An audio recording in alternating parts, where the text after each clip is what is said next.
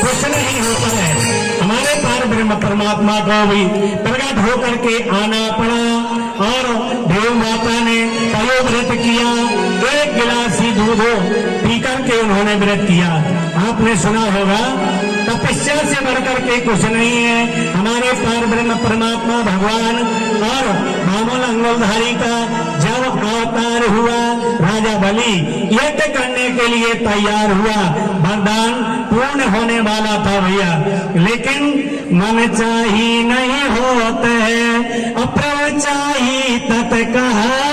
हमारे आपकी मन की बात कभी पूरी होने वाली नहीं है। हमारे राजा बलि ने यज्ञ किया और पूर्ण फल मिलने वाला ही था, इंद्रासन भी मिलने वाला था। उसी समय भगवान ने अवतार धारण करके और राजा बलि की यज्ञ में प्रवेश किया था प्रिय बंधु। और कैसे प्रवेश किया, जैसे ही हमारे पार ब्रह्म परमात्मा भगवान राजा बलि के यज्ञ में पैर रख करके आगे की ओर जाते हैं तो एक पुत्री उनके सामने खड़ी हो गई। उसने देखा भगवान के सुंदर शरीर को। प्रिय बंधु, वह राजा बलि की पुत्री रत्नमाला थी। सबसे पहले जब भगवान ने यज्ञ भूमि में पैर रखा तो सबसे पहले रत्नमाला से मुलाकात होती है। वह राजा बलि की पुत्री थी और भगवान को देख करके रह गई। देखा रूप अपार अमोहन सुंदर श्याम का। भैया, अगर साक्षात परमात्मा हमारे आपके सामने प्रकट होकर के आ जाए तो हम आप अचंभे में पड़ जाएंगे। ऐसा न कभी देखा है न सुना है। उस प्रागट्य रूप को देख करके तो राजा बलि की पुत्री चकित हो गई, मन में कहने लगी भगवान इतना सुंदर बालक हमें देखने को मिले, हमें खिलाने को मिले, भगवान कृपा करे तो इस बालक का जन्म मेरे यहाँ हो। बार बार मनौती मनाती थी। तब भगवान ने ब्रह्मरू है देखते देखते उसके नेत्रों में जल छलक आया। भैया, जब भगवान के दर्शन हो जाते हैं, परमात्मा सामने खड़े हो जाते हैं तो हम आप रोमांच हो जाते हैं। ऐसे भवन मंगल को देख करके रत्नमाला रोमांच होकर के भगवान की ओर देखने लगी तो परमात्मा ने कहा यह मन में इच्छा करती है, यह बालक मुझे खिलाने के लिए मिले, दूध पिलाने के लिए मिले। भगवान ने वरदान दे दिया, जब मेरे दूसरे जन्म में कृष्ण अवतार होगा तो तुम्हारा अवतार पूतना का हो जाएगा।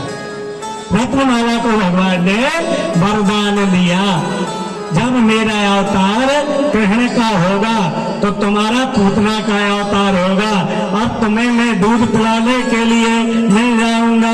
ये बंधु, इस प्रकार से और हमारे पार ब्रह्म परमात्मा ने रत्नमाला को वरदान दिया। आगे यज्ञ मंडप की ओर जाने लगे। राजा बलि ने देखा, जैसे ही बलि ने उस स्वरूप को देखा और प्रागट स्वरूप को देख करके वह तन्मय हो गए।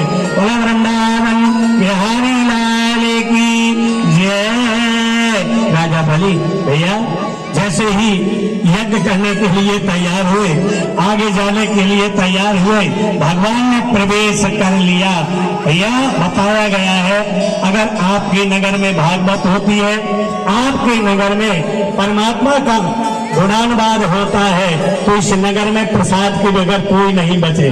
कितना भी शत्रु हो या मित्र हो, परमात्मा के चरण बिंदों में स्नेह होना चाहिए। हमारे राजा बलि चकित हो गए भगवान को देख करके और चरणों में प्रणाम करने लगे। जैसे ही वामन वेशधारी भगवान ने राजा बलि की यज्ञ में प्रवेश किया, नमो ब्रह्मण्य देवाय गोमित्राय हिताय च, जगत के पालनहारे पार ब्रह्म परमात्मा भगवान वहां प्रवेश हो गए भैया। और जैसे ही प्रवेश होते हैं, राजा बलि भगवान के चरणों में और प्रणाम करने लगा। देखिए इस समय हमारे पार ब्रह्म परमात्मा भगवान के अनन्य वह और राजा बलि भगवान को देख करके चकित हो गए।